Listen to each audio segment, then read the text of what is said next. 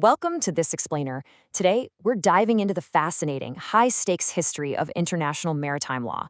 Think about it, trillions of dollars worth of goods float across our oceans every single year. So, we're going to unpack the legal architecture that makes this massive scale of global trade possible. Specifically, we'll be looking at the international conventions governing bills of lading. It's a wild story of conflict, compromise, and the endless quest to figure out exactly who is on the hook when things go wrong on the open ocean. Okay, let's jump right in with the ultimate question, the one that sparked a global tug of war for well over a century. Picture this, a massive cargo ship stacked high with thousands of containers gets caught in a brutal mid-ocean storm. Containers get swept overboard, precious cargo is ruined, and millions of dollars are, literally, washed away. When the skies finally clear, a massive legal storm kicks off. Does the cargo owner just take the loss, or does the shipping company have to foot the bill? Well, historically, the answer to that question was anything but simple. Section 1. The High Seas Tug of War. To really understand our modern rulebook, we have to look back at the absolute chaos of early shipping. This era brilliantly illustrates a wild pendulum swing of power. Back under traditional common law, the rules were brutal on the shipping companies, or carriers. The carrier was considered an absolute insurer of the goods. That meant they were entirely liable for the cargo, negligent or not. If a freak storm sank the ship, they paid up, period. But as you can imagine, by the 19th century, carriers pushed back hard. They grabbed hold of a concept called freedom of contract and basically started writing incredibly aggressive, custom contracts to legally waive away all their responsibilities. They swung the pendulum so far the other way that their only real legal liability was making sure they collected their freight fee. You paid them, but if your goods ended up at the bottom of the ocean, hey, entirely your problem. Carriers had legally insulated themselves from almost everything.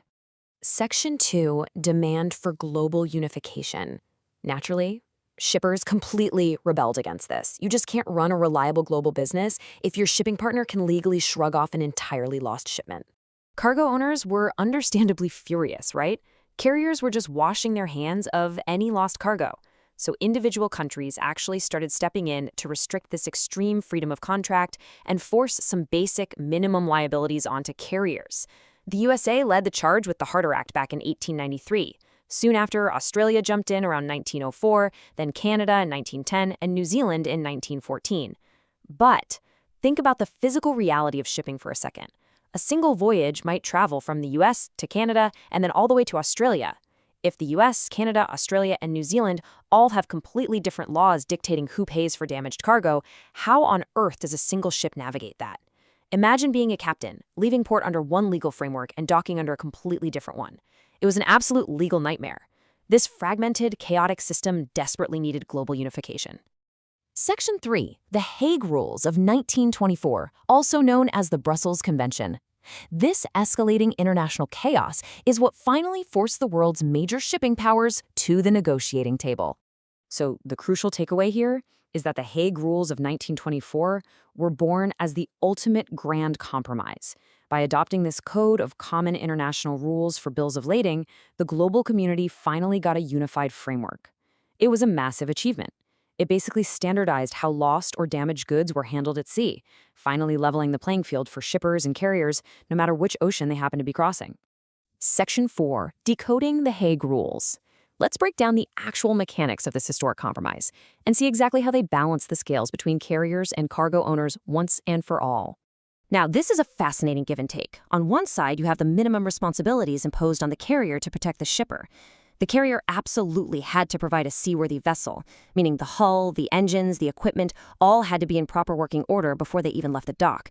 They also had to properly care for the cargo, issue a formal bill of lading on demand, and guarantee they wouldn't deviate from the route. But what did they get in return? Well, in exchange for taking on those strict minimums, carriers secured maximum rights and immunities. They could cap their overall financial liability. They demanded formal, timely notices of loss. And most surprisingly, they got exemptions from liability under 17 specific exonerating clauses found in Article 4, Rule 2. These 17 clauses gave them an out for everything from acts of war and strikes to inherent defects in the cargo itself. This very careful balancing act really became the bedrock of maritime trade law. There was also some wild fine print to this agreement, setting very specific limits on when these Hague Rules actually applied. First off, they only applied to contracts covered by a bill of lading. That meant charter parties, which are basically private ship rentals, were totally excluded. they also only covered outward cargo. And crucially, they completely excluded deck cargo and the carriage of live animals. Which honestly makes perfect sense when you think about how wildly unpredictable an ocean voyage is for livestock sitting out on an open deck. The rules also established what's called tackle-to-tackle liability. This is a super important concept. It means the carrier's liability strictly exists only while the goods are actually on the vessel, literally from the precise moment they're lifted by the ship's tackle for loading, right up to the moment they are unloaded. No more, no less. Plus, financial limits were originally calculated using monetary units in gold value, and the whole thing was carefully designed not to clash with existing giant legal frameworks like the Merchant Shipping Act. Section 5. Modernizing the maritime laws. Because laws are living documents, right? As the decades rolled on and global trade evolved, especially with the massive invention of the shipping container, the 1924 rules eventually needed a modern patch. This march through the latter half of the 20th century shows a relentless effort to tweak and perfect the system. By 1967, it was obvious that the original Hague limitations, which were heavily influenced by 1920 shipping, desperately needed an update. That gave us the Hague-Visby Rules of 1968, which went into force in 1977. But they didn't stop there. A 1979 protocol tweaked Hague-Visby even more, adjusting how financial liability was calculated. Meanwhile, a completely new, much more shipper-friendly set of rules called the Hamburg Rules were adopted in 1978, finally coming into force in 1992. And then, looking ahead to the modern reality of complex shipping, where a single crate goes from a truck to a train to a ship, the UN drafted the Convention on International Multimodal Transport of Goods in 1980. But here's the catch. That incredibly ambitious final step, creating a single rulebook for planes, trains, and ships, it's so complex that it is actually still not operative today. Which leaves us with a massive question. Seeing that the latest major UN attempt at a multimodal rulebook is still inoperative to this day, will the historical tug-of-war between ship and cargo ever truly be resolved? From the early days of carriers claiming total freedom of contract, to the grand compromise of the 1924 Hague Rules, and right through the modernizing steps of Visby and Hamburg, this quest for perfect harmony in global shipping liability is an ongoing voyage. Will the international community ever fully activate a unified multimodal rulebook, or is maritime law just destined to be an endless negotiation? It's a multi-billion-dollar question the global economy is still trying to answer. Thank you so much for joining me for this explainer, and keep questioning how the hidden systems around us really work.